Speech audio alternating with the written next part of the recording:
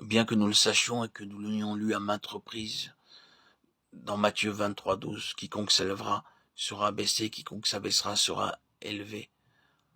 Nous aimons cependant, de manière charnelle, nous élever. Où que nous allions, nous nous sentons offensés si l'on ne nous honore pas et que l'on ne fasse pas nos éloges. Le vieil homme n'est pas encore crucifié. Si nos semblables nous adressent des compliments et disent du bien de nous, nous en éprouvons une grande joie et nous en sommes très fiers. C'est cela, l'homme naturel, l'homme charnel. Alors que la loi divine prévoit que c'est uniquement en nous humiliant que nous pourrons être élevés. C'est une chose dont nous deviendrons capables si nous sommes vainqueurs.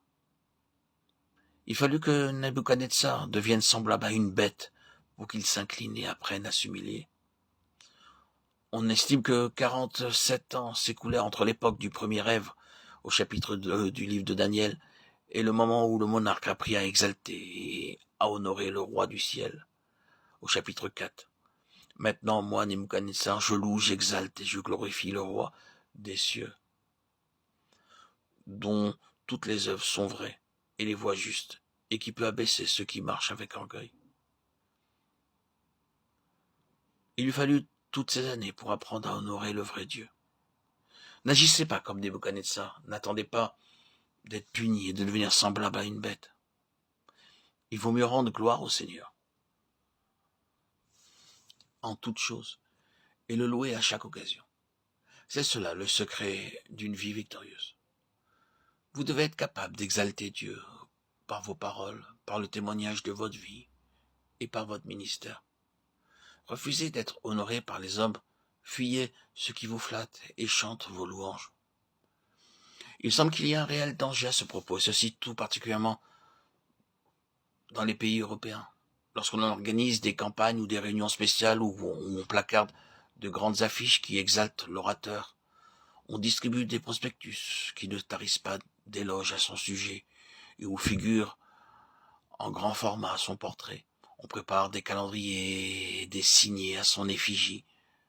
J'ai même entendu de braves gens glorifier des hommes avec inconscience.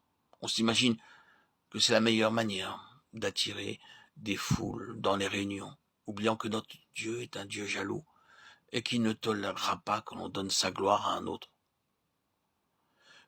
Considérons ces paroles prononcées par Nebuchadnezzar. Pour toi, aucun secret n'est difficile. Daniel 4, 8, 9.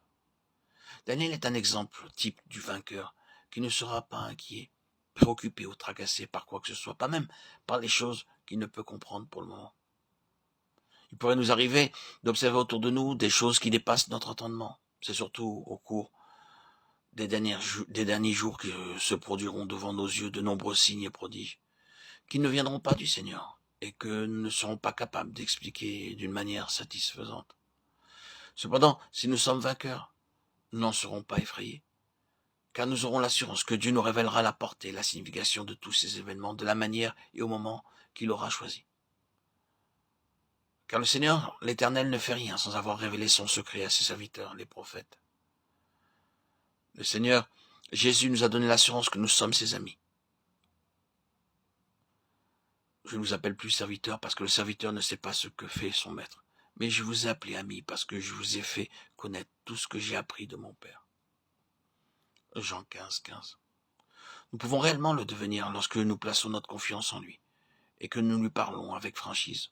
Alors, il nous révélera sûrement chaque secret au moment opportun. Il n'est nullement nécessaire que nous nous tracassions avant le temps. Voici le secret. Restez humble en chaque circonstance. Exaltez, magnifiez et glorifiez notre Seigneur, sachant combien il est grand.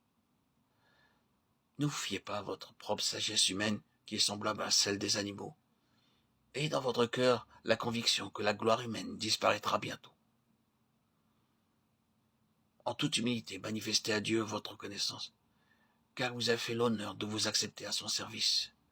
Et remerciez-le pour la joie que vous aurez de voir le fruit de votre labeur. C'est par sa grâce seule que vous êtes ce que vous êtes.